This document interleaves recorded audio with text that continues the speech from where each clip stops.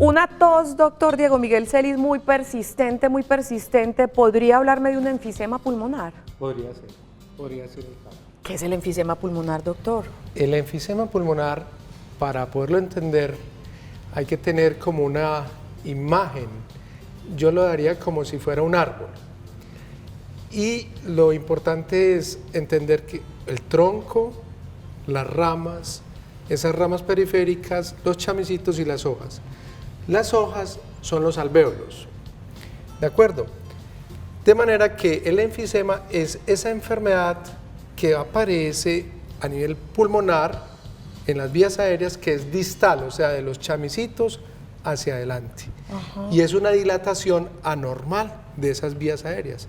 Eso es el enfisema, es una dilatación de las vías aéreas distales, en las cuales lo que hay entonces es una retención de aire en unas burbujas que se forman allá distalmente. Y eso hace que ese aire no me llegue a mí adecuadamente y me sienta como asfixiado. Es posible, porque cuando uno tiene enfisema, lo que hace es inflar mucho el pulmón. Al estar tan inflado el pulmón, es muy fácil simularlo, es simplemente tome aire, quédese ahí y siga respirando ahí. Y en ese sentido, esa es la sensación de hiperinflación que tiene un paciente con enfermedad respiratoria, y los pacientes con enfisema pueden tener eso, tienen mucho aire adentro en los pulmones. Dentro de la filosofía de Sana que Sana siempre intentamos abordar mucho los temas desde la prevención.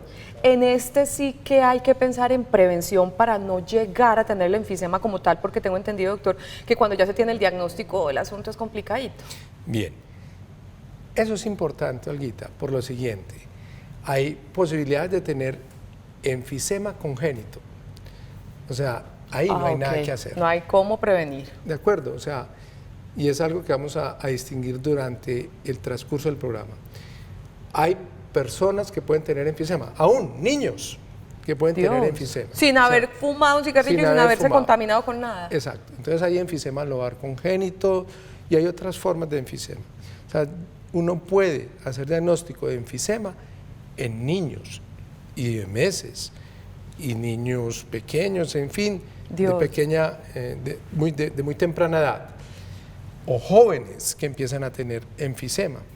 Y es característico en personas usualmente sexo masculino, entre los 17 y 25 años, son longilíneos, o sea, son personas delgadas, altas, y tienen lo que llaman un enfisema paraseptal, y son unos bulitas son burbujas de aire que están pegadas a la pared del pulmón y que, por ejemplo, haciendo ejercicio, haciendo actividades que demandan esfuerzo, sumergiéndose al agua, de un momento a otro se rompe esa burbuja y aparece lo que llaman neumotoras, que es un acúmulo de aire anormal en la pleura, y es lo que llaman neumotoras espontáneo. Ajá. Cuando una persona, usualmente joven, tiene un neumotórax espontáneo, nosotros buscamos enfisema en ese grupo de pacientes. ¿Tampoco prevenible entonces, doctor? No, porque vienen de marca, vienen así de fábrica, ¿de acuerdo?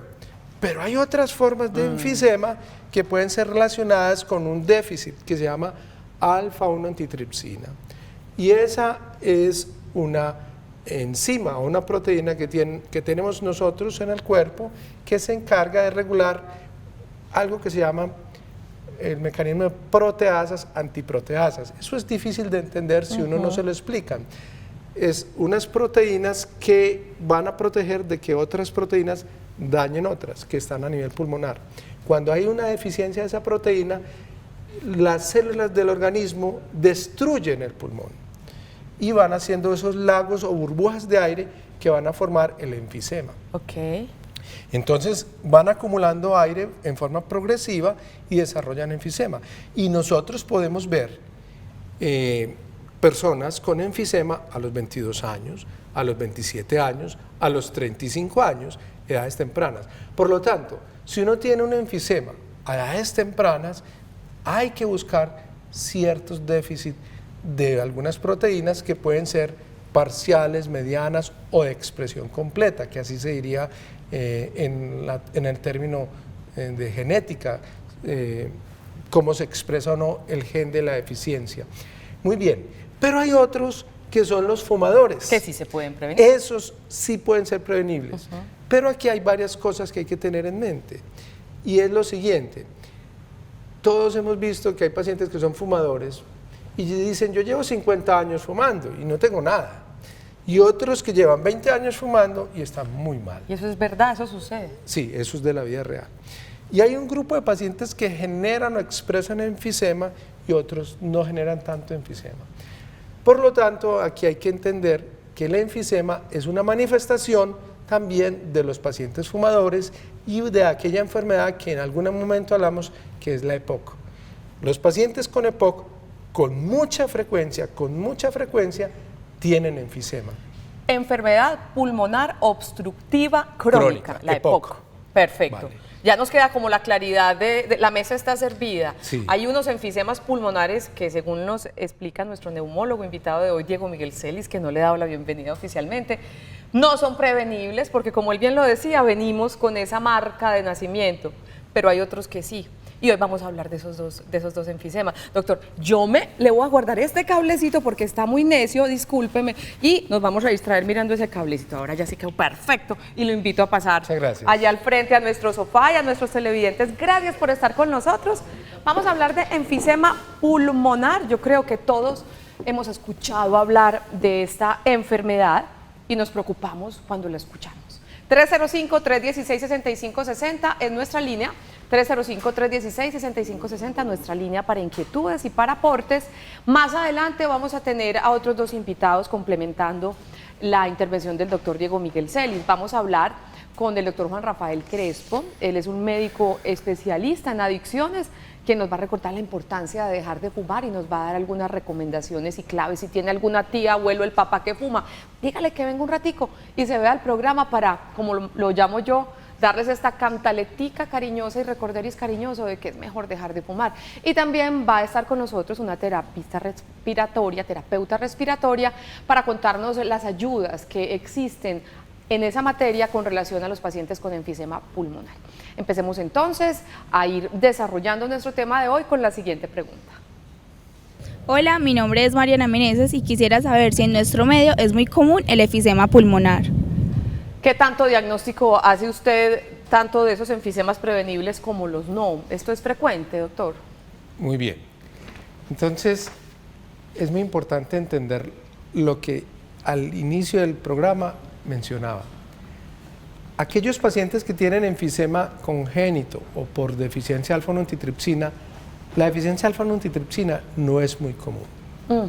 No es muy común, pero es un diagnóstico que existe, o sea, no es que no se pueda ver. Las formas de enfisema en la infancia o el enfisema lobar congénito también se ven. Yo no tengo mucho acceso a ello porque yo no veo niños, ¿de acuerdo? Yo soy médico de adultos, pero sí le puedo decir que se ven y se pueden encontrar. Las otras formas de enfisema sí se ven, sobre todo las asociadas al tabaquismo. Es muy prevalente. Cuando hablo de la palabra prevalente es que es frecuente. La prevalencia es el número de los casos sobre la población total en una comunidad. Entonces, sí hay enfisema de alguna forma frecuente en los pacientes adultos. Y puede uno tener enfisema también sin haber fumado. Puede uno también tener enfisema sin haber fumado. Y como decía, a algunos jóvenes de golpe se les hace el diagnóstico de enfisema. Eso es importante tenerlo en cuenta. La causa más común de enfisema se asocia al tabaquismo, de acuerdo a la enfermedad pulmonar obstructiva crónica. Este gráfico nos puede servir para explicar un poquito Claro. lo que usted nos contaba. Adelante, profe. Muy bien. Des en cuenta que lo que aquí estamos viendo, les decía que esto son los bronquios y aquí se van haciendo las divisiones en forma distal. Esto es lo que yo le llamaba como chamicitos. El arbolito que usted nos describía. Ajá. Y que estos serían las hojas. Muy bien, ¿qué es lo que pasa fundamentalmente? Lo que pasa es que se hacen unas dilataciones. Miren estas dilataciones. Esto es lo normal. Que se los ve como, alveolitos normales. Sí, como un huequito cada uno. Cuando se va rompiendo esto, lo que nosotros llamamos los septos, ¿sí? La pared del alveolo, Fíjense que si esta pared se rompe, ¿de acuerdo? Si esta se rompe, aquí va formando una cavitación. Véalas acá. Ajá. Entonces, estas son las cavitaciones que se van volviendo, por llamarlo de alguna forma, los agujeros grandes que se forman en el enfisema y pueden llamar a hacerse bulas cuando son formas muy grandes. Entonces hay bulas, hay quistes que se van formando cuando se rompen todo esto. Insisto, por deficiencia de alfa-1 antitripsina uno pudiera tener enfisema. ¿En quién piensa uno la deficiencia de alfa-1 antitripsina? Cuando tiene enfisema en personas jóvenes o en fumadores que empiezan a desarrollar una EPOC muy tempranamente. O sea, la EPOC no es una enfermedad de jóvenes, es una enfermedad de personas muy mayores. Estamos hablando por encima de los 50 años. Cuando uno diagnostica y empieza a ver enfisema en un fumador, 42, 43 años, y ya empieza a tener enfisema, ese paciente sí que es urgente que deje de fumar, porque es que ya estamos viendo que el impacto es muy grave y probablemente debe tener alguna forma de deficiencia que no se expresa total, porque usted puede ver gente que arrancó a fumar a los 15 años, a los 50 años no tienen enfisema, pero esta gente están llenas de enfisema. Y aquí estamos viendo las formas de enfisema. Hay varias formas de enfisema, para terminar, que pueden ser distal paraseptal, otra que se llama centroacinar y otra panacinar, que son términos que nosotros manejamos desde el punto de vista médico para hacer unas clasificaciones de pronto en etiología y algunas cosas. Volver y regresar los alveolitos a este color tan vital es imposible. Una vez ya se tiene el enfisema es muy difícil. Ajá. Esto ya es una enfermedad que va siendo irreversible, ¿cierto? Es muy diferente cuando uno tiene, por ejemplo, en el asma puede haber una dilatación de los bronquios, pero es por una retención de aire, por una obstrucción de la vía aérea, pero no hay un daño en los septos alveolares. Insisto, esto que estamos viendo acá, esto es un septo, esto es un septo, esto es un septo. Cuando se rompen, entonces eso es lo que estamos viendo acá, esta ruptura de estas paredes es lo que hace entonces que aquí se retenga aire. Y es muy importante entender lo siguiente, porque estos septos son los que hacen que la vía aérea durante la expiración, nosotros tomamos aire y exhalamos, expirar. Cuando se exhala, estos pacientes rápidamente, al no tener estos septos, la vía aérea se colapsa y al colapsarse se quedan con aire atrapado. Por eso esos pacientes usted los pone a exhalar y cuando exhalan, cuando expiran, rápidamente se les acaba el aire para exhalar. Es una expiración muy cortica. Claro, no pueden, pero están llenos de aire adentro. No lo pueden sacar. Pero no lo pueden sacar. Uy, qué sensación tan Porque molesta. mecánicamente están cerrados estos bronquios. Perfecto. Doctor, usted decía que un paciente no fuma. Bueno, ya entendimos la explicación de lo que es genético y de todas esas cosas. ¿La contaminación ambiental también nos puede afectar este tema? O algunos contaminantes como tal. Sí, pudiera haber, sí. Si se pudiera hablar de la enfermedad pulmonar obstructiva crónica, tiene un espectro muy grande. Una baraja grande. Les recuerdo, la EPOC, es muy difícil sacar de la EPOC el enfisema. Están ahí metidos, está metido. Una de las formas de compromiso de la EPOC es el enfisema. Entonces, si nosotros vemos cuando hablamos de etiología del EPOC, una de las etiologías es la contaminación ambiental. De alguna forma, sí puede jugar ¿Etiología papel. es como factor de riesgo? No, causa. Causa, ok. Causa. Entonces, dijéramos, sí pudiera estar dentro de las causas. ¿De acuerdo? Entiendo. El fumar, cuando uno fuma, se activan unas sustancias inflamatorias a nivel distal, sí, de esto, que se van a activar, que hace que unas células que existen allí, que se llaman neutrófilos, empiecen a fagocitar. Fagocitar, en el término de las células, es comer. Y entonces al comer, estas células empiezan a destruir todos estos septos y empiezan entonces a generar todo este fenómeno inflamatorio. Y por eso los pacientes con EPOC pueden desarrollar enfisema. En los pacientes con deficiencia de alfa-1 antitripsina es porque hay un imbalance de la alfa-1 antitripsina y por eso ese fenómeno de construcción-destrucción está predominantemente el fenómeno de destrucción sobre la construcción. Una vez que uno tiene enfisema, no hay más. No hay vuelta atrás. No hay vuelta atrás, ¿cierto? Eso se va ahí, y cuando uno tiene enfisema, pues ahí lo tiene. Algunas formas hay que mencionar que algunas formas de enfisema que pudieran ser reversibles. Cuando uno tiene un cuerpo extraño, ¿de acuerdo? Si eso no alcanza a hacer mucho, pues dijéramos que cuando habla de cuerpo extraño, es que se establezca una válvula aquí, un fenómeno de válvula, que entra pero no sale el aire. Puede ser un área localizada de enfisema, ¿de acuerdo? Perfecto. Ahí vamos aprendiendo, doctor. Yo sé, los admiro muchísimo esa manera tan íntima en que conocen nuestro organismo. Vamos a seguir. Uy, esa estaba dura. Ese es un pulmón bien afectado. Sí, pero aquí hay varias cosas que pueden estar ahí, pero hay áreas de hemorragia.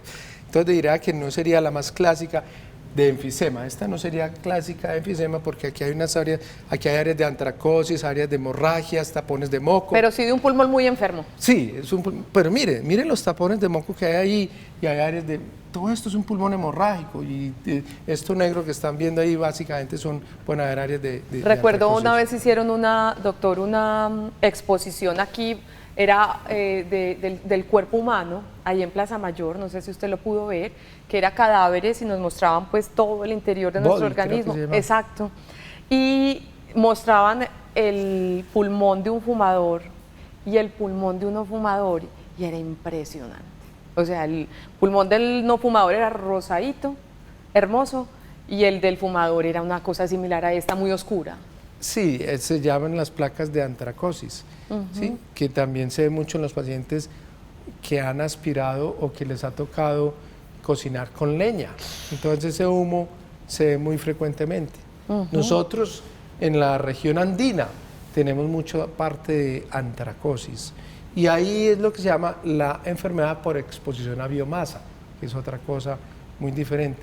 Pero la enfermedad por biomasa no produce tanto enfisema como, por ejemplo, la que produce el tabaquismo. La enfermedad del paciente con enfermedad por biomasa es muy bronquial, muy de los bronquios. Las que cocinan con leña que todavía, entonces, ¿eso es lo que usted está diciendo? Sí, o sea, porque mire que hay una forma que es el fumador y otros que es simplemente mujeres o personas que tuvieron que aspirar por mucho tiempo ese humo de biomasa, genera una enfermedad bronquial muy severa que se entrelaza fuertemente con el EPOC, ¿de acuerdo? Entonces hay veces que uno llega y solamente por el interrogatorio puede uno decir, este paciente tiene una EPOC relacionada a la exposición de biomasa. Le voy a dar un dato bien interesante. Nadie se puede imaginar cuánto es la cantidad de personas en el mundo que tienen exposición a biomasa. Si recordamos, el mundo tiene poco más, poco menos, 7.000 millones de habitantes en la actualidad. Les voy a dar el dato. Hay 3.000 millones de personas en el mundo expuestas a biomasa. ¿Y algunas desarrollan problemas y otras no? Claro, o sea, y estamos hablando que 3.000, estamos hablando de inclusive niños, porque estamos hablando que en muchas áreas, en muchas regiones del mundo, se cocina y se tiene exposición a ese humo de leña y otros combustibles orgánicos que generan eso. Entonces esos pacientes están en factor de riesgo de desarrollar EPOC. Ojo con eso. Empezaron las inquietudes en nuestra línea de WhatsApp, que es el 305-316-6560. Buenos días para ti. Si una persona fuma marihuana, le afecta los pulmones. Gracias, doctor. Muy bien. A ver, el uso de cannabis, ¿de acuerdo? ¿Yo qué le puedo decir a esta persona? Como tal, la marihuana no es una causa de enfermedad pulmonar, claramente. Pero todos estos otros que generan o que utilizan otras cosas asociadas, sí pueden tener. Nosotros tenemos, por ejemplo, problemas con todos los que consumen bazuco y tienen unas destrucciones pulmonares muy importantes. Hay unas neumopatías por usar ese bazuco. La pregunta es muy concreta hacia marihuana. Yo lo que sí le puedo decir a la persona es que desde el punto de vista,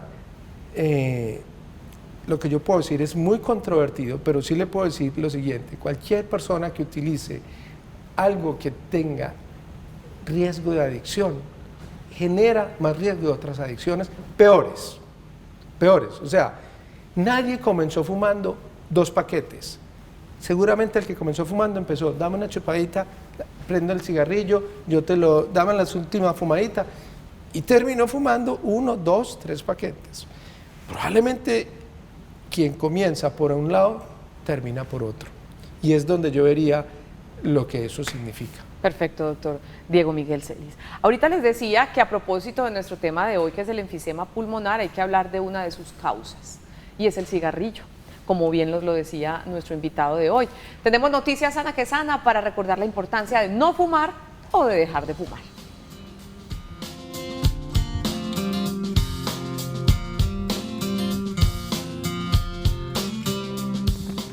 Doctor Juan Rafael Crespo, bienvenido. ¿Cómo le ha ido? Bien, gracias a Dios. Médico especialista en adicciones. Sí, señora. Hace poquito hicimos un programa con un colega suyo y yo le decía, qué pesar que tengan tanto trabajo, de verdad, porque hay muchas adicciones lamentablemente. ¿Quién sería? ¿El doctor Jorge Mario? No, el doctor Hugo Gallego. Ah, el doctor Gallego. Al doctor Gallego. Profe.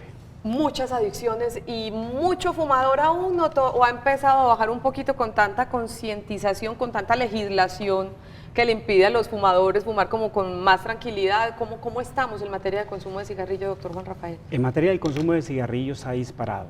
Se ha disparado sobre todo en la parte de los adolescentes. Vemos que el consumo va en aumento. Va en aumento ya que no hay campaña de prevención como tal a nivel organizativo, familiar o a nivel de las instituciones en educación, que sería lo ideal, hacer la primera prevención. Entonces siempre el consumo se está disparando, el fumador como tal no ve el riesgo de caer en una adicción, como decía el neumólogo, no ve el riesgo y los cambios que se van dando en el cuerpo porque son cambios que son muy mínimos, muy lentos y el fumador no lo siente, entonces no lo ve como un riesgo de daño orgánico como tal a corto plazo, sino cuando ya está más adelante, a excepto lo que decía el neumólogo que algunas veces ya estando muy joven se presentan ciertas enfermedades como el enfisema y el EPOC en personas jóvenes que fuman. Desde mi desconocimiento, pero como madre experta, ¿cómo prevengo yo el consumo de cigarrillo de mis hijos? Primero pues dándoles ejemplo, ¿cierto? No fumando, porque si usted fuma, obviamente me imagino que de alguna manera su hijo tiene más propensión a tener esa misma conducta. Segundo, voy a decir lo que hago yo. Mis hijos son deportistas y si están de la mano con el deporte, eso no va de la mano con el cigarrillo. A mí me ha servido. Y tercero, hablándoles y explicándoles con muchísima claridad por qué es tan malo el cigarrillo. ¿Lo estoy haciendo bien o no? En cierta parte está muy bien. ¿Por qué? Porque usted está utilizando las medidas que usted cree que son bien, pues. ¿Qué hay que hacer para ayudar en el tema de prevención de consumo de cigarrillos? Prevención como tal, primero hay que conocer a qué nos enfrentamos. Yo creo que por ahí partimos. Tener una información clara, que la persona conozca qué daños produce el cigarrillo, qué consecuencias les trae, y cuando usted tiene ese conocimiento claro, usted ya con los patrones que le da de crianza que usted está diciendo, pues obviamente tiene más concepto para no caer en ese tipo de adicciones. Reconocer que es una enfermedad, que es una adicción como tal, una enfermedad mental, entonces ya la persona sabe a lo que se enfrenta y el futuro que le espera. Sabiendo que hay gente, como decía el neumólogo, hay gente que manifiesta enfermedades a muy temprana edad, hay gente que la manifiesta con 1 a 5 cigarrillos o hay gente que la manifiesta cuando se fuman 2 o un paquete. Eso es indiferente a cada persona. Perfecto. El cigarrillo y después la marihuana sí pueden ser la puerta de entrada para adicciones mucho más complicadas. Siempre la puerta de entrada en los adolescentes, y ahí donde yo te digo que hay que hacer la parte preventiva, es el cigarrillo y el alcohol. Esa es la puerta de entrada a cualquier otro tipo de adicciones.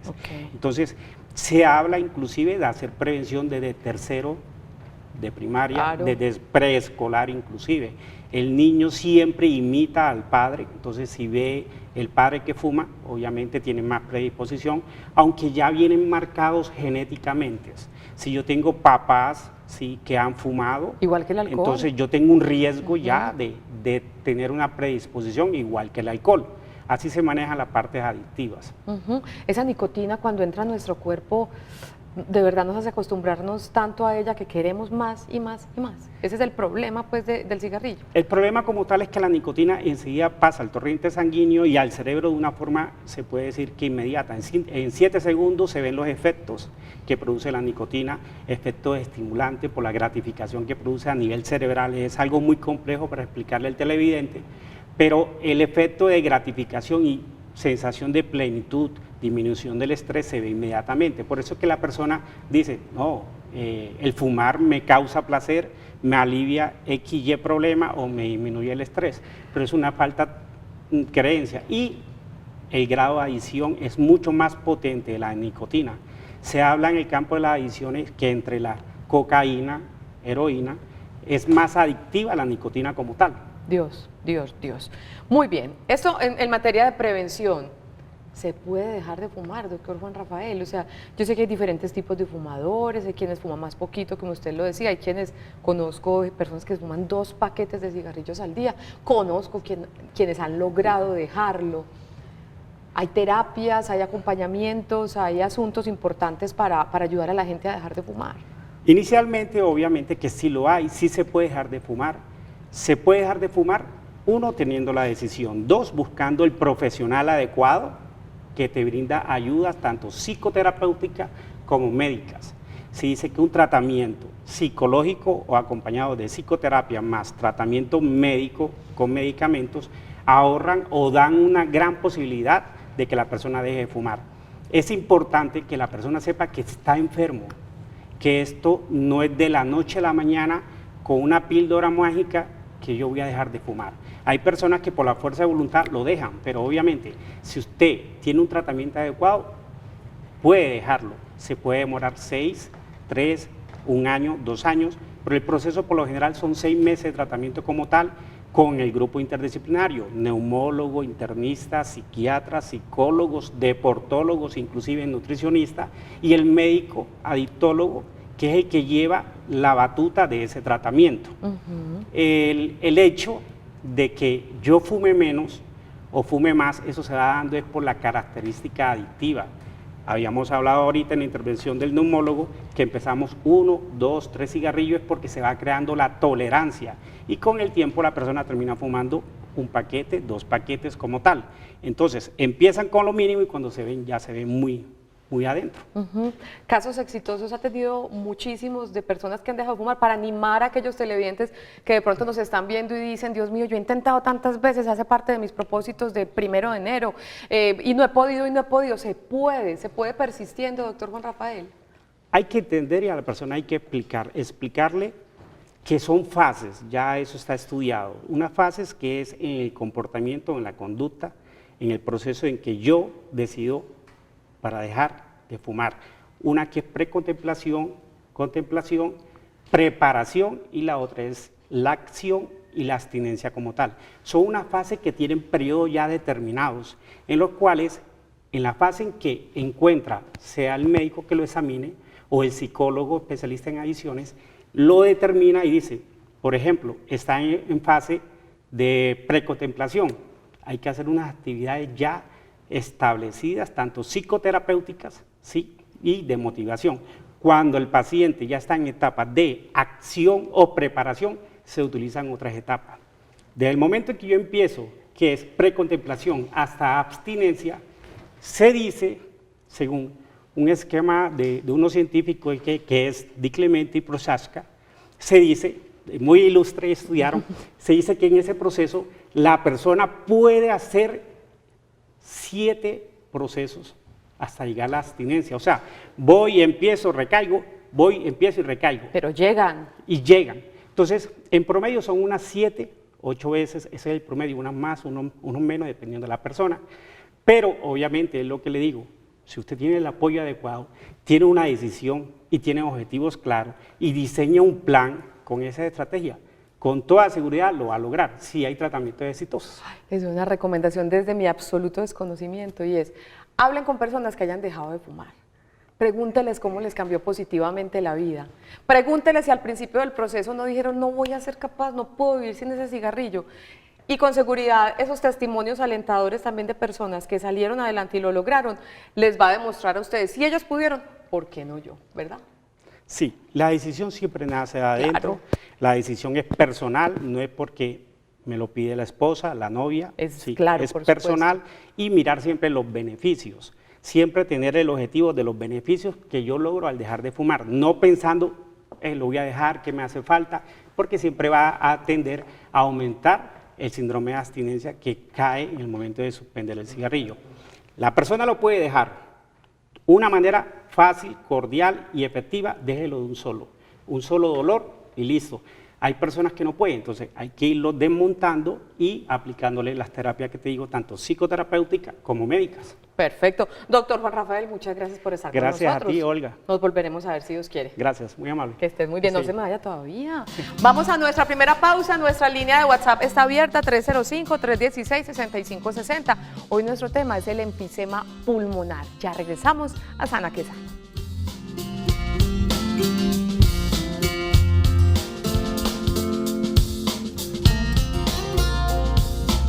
Sana que Sana, hoy nuestro tema es el enfisema pulmonar.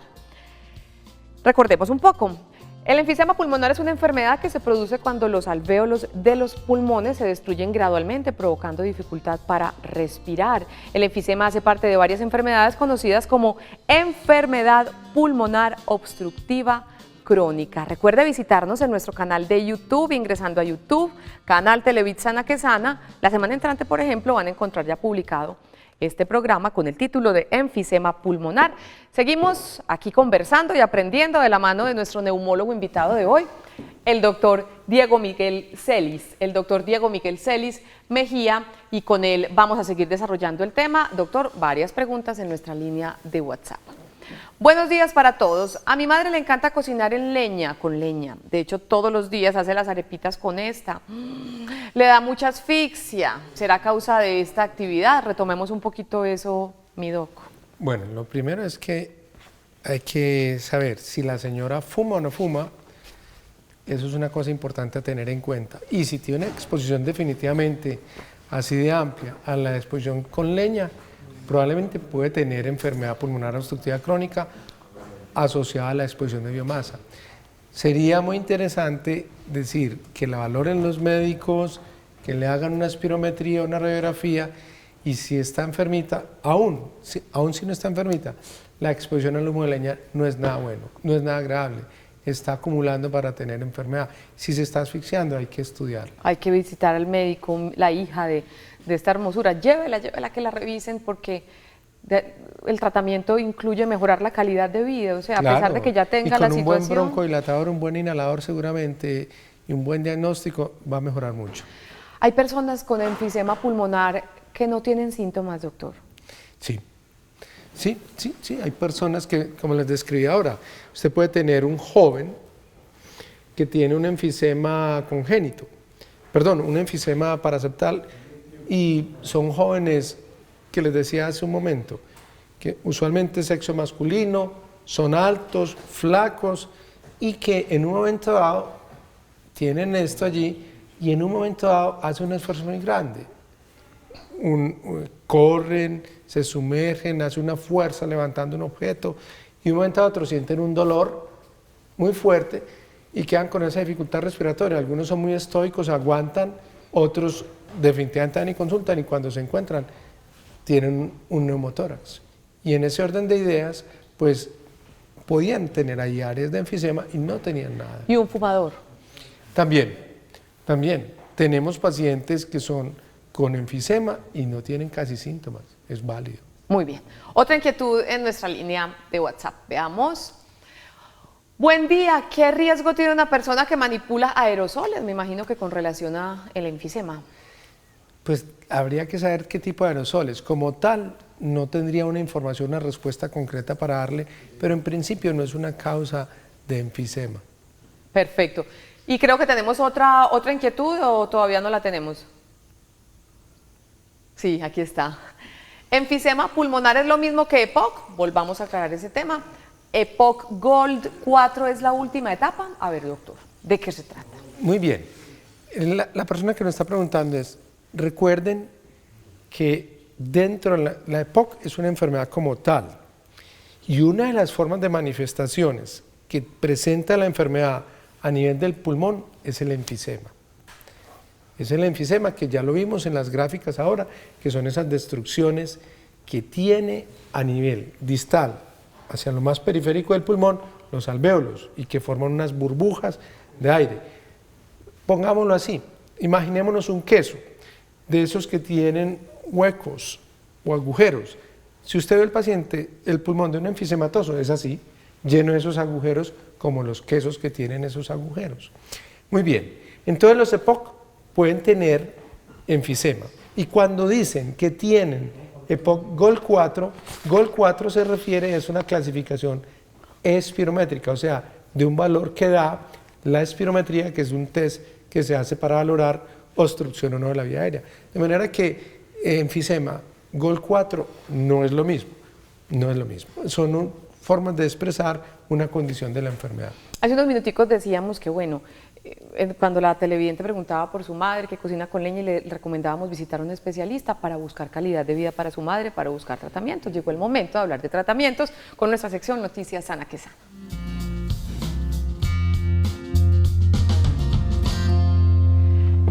Lina Marcela Barrera Ruiz es terapeuta respiratoria. Bienvenida, querida. Muchas gracias. Muy abandonados nos tenías. Hace mucho no te veía por acá. ¿Cómo estás? Muy bien, muchas gracias. Enfisema pulmonar. Te llegan bastantes pacientes. El enfisema pulmonar, y como decía el doctor, la enfermedad pulmonar obstructiva crónica como EPOC no se puede desligar del enfisema como tal. A las consultas de terapia respiratoria sí llegan muchos pacientes con esta enfermedad. ¿Cuál es el apoyo que hacemos los terapeutas con estos pacientes? En el caso de tener secreciones como tal, les ayudamos haciéndoles la nebulización, haciéndoles los masajitos para que les ayude a salir todas esas secreciones. Es muy importante aclarar, Olga, que eso no se debe hacer en casa, ni lo debe hacer cualquier persona, porque depende de cómo esté el paciente, son las indicaciones de la terapia respiratoria. Importantísimo. No a todos los pacientes se les puede hacer las terapias de percusión que ustedes ven que hacemos los con golpecitos. las manitos, y no a todos se les puede colocar los aparaticos. El doctor ahorita comentaba, por decir, cuando todas esas bolitas como que se estallan, eso es una indicación para no hacer la terapia respiratoria en ese momento como tal. Entonces hay que tener mucho cuidado y no hacerlas en casa. O sea, es una que atención a veces pensamos que las podemos hacer nosotros. Individualizada y particular, con base en el estado del paciente. Exacto. Perfecto. ¿Qué otra cosa es muy importante?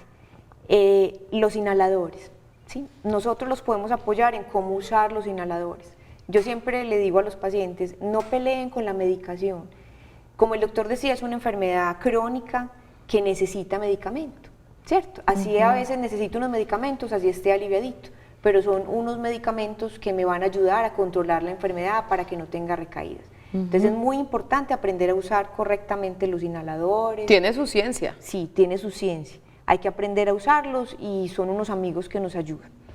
Hay otros pacientes que requieren oxígeno en la casa. No todos los pacientes con enfisema llegan al punto de oxígeno, es muy importante aclarar eso. Pero en el momento que lo tengamos hay que saber manejar los aparaticos del oxígeno, hay que tenerlos con la limpieza adecuada. Todo esto ayuda a que la enfermedad esté controlada y que el paciente se sienta cómodo con su enfermedad. ¿Qué nos trajiste aquí como para mostrarnos, No, mi más o querida menos de lo Lina? que les estaba hablando, una inhalocámara, que es muy común con los inhaladores en los adultos, un inhalador, esto se coloca para que el oxígeno esté húmedo y no reseque las vías aéreas de los pacientes. A veces no es suficiente que el oxígeno se lleve por estas canulitas, sino que a veces cuando están más enfermitos hay que ponerles unas mascaritas más grandes que dan un porcentaje de oxígeno más alto. Una persona que debe someterse a esas terapias respiratorias, obviamente, y de la mano con lo que decías, debe ser según la necesidad del paciente, pero si son crónicos, ¿deben tener terapias respiratorias el resto de la vida, Lina? A veces sí, a veces hay pacientes que necesitan la terapia día a día. Entonces ya tienen como unos servicios de salud en casa en los cuales les ayudan con la nebulización, con el oxígeno, con todas las cositas, pero sí. Y según el grado de la enfermedad que tengan, Para unos será suficiente con este es el inhalador como tal, con el inhalador, para otros necesariamente con el oxígeno, para otros con otro tipo de ayudas como los masajitos, según el grado de complicación que tengan de enfermedad pulmonar. Olga, más que el grado de complicación es que son cosas diferentes. Entonces, hay pacientes que solamente requieren los inhaladores, porque esta es solamente una muestra de uno de ellos. Hay otros que ya requieren pues, el oxígeno, hay otros que ya requieren las terapias, todo depende del momento de la enfermedad. Habrá algunos que necesiten todo a la vez. Pero en términos generales, aunque una persona ya diagnosticada con enfisema pulmonar es complicado, ¿pueden tener calidad de vida con un correcto tratamiento? Claro que sí. Ahora hay máquinas de oxígeno portátiles, ahora hay oxígeno, son más cómodos, los inhaladores son más cómodos. Yo pienso que nos hemos adaptado a ver este tipo de pacientes, las familias están aceptando eso, los pacientes lo están aceptando. Y hay una parte muy importante que es la rehabilitación pulmonar, que es otra cosa en la que podemos ayudar los terapeutas, que es ayudarle a los pacientes a mejorar la capacidad respiratoria con unos ejercicios. ¿A saber respirar? Sí, claro, a saber respirar, a saber sacar el aire que el doctor decía, porque ellos tienen ese aire atrapadito y hay que enseñarles unos ejercicios para que saquen ese airecito. Tienen que hacer también ejercicio para los músculos que ayudan a respirar, porque a veces también el paciente ya no hace tanto ejercicio y ya no es tan fuertecito y se cansa mucho y va caminando menos y menos y menos y los músculos se van atrofiando debido a que no se están usando y también debido a la enfermedad. Entonces ahí hay otro tipo de pacientes que llegan a la rehabilitación pulmonar. Ay, yo voy a preguntar una cosa que me inquieta a mí siempre como mamá, saliéndome un poquito. ¿El uso de este asunto para niños debe ser con la inhalocámara o debe ser así solito, o eso según la edad? Olga, lo ideal es que sea con la cámara, porque las cámaras ayudan a que el medicamento no se impacte directamente en la boca ni en la garganta, sino que se respire muy suavemente. Las cámaras de los niños no son estas cámaras, son unas cámaras más pequeñas. Sí. Y generalmente el niño no sabe hacer la maniobra de chupar y guardar. Entonces por eso necesitan la camarita donde uno hace el puff, permite que el niño respire 10 vecesitas y luego lo retira. En los adultos mayores, a veces también ellos no son capaces de hacer esa técnica, entonces la camarita también es necesaria. Viene siendo una buena, o sea que no sobra la camarita, ¿no? La camarita no sobra, es mejor que anden con la camarita y con el inhalador. Linda, muchas gracias por estar con nosotros y por mostrarnos las posibilidades que existen para mejorar la calidad de vida de las personas, no solo con enfisema pulmonar, sino con problemas respiratorios pulmonares. Gracias, Lina. Nos vemos próximamente nuevamente contigo, si Dios quiere, y a ustedes los veo en instanticos, que regresaremos a Sana que Sana para ir concluyendo nuestro tema de hoy, que es el enfisema pulmonar. Ya volvemos.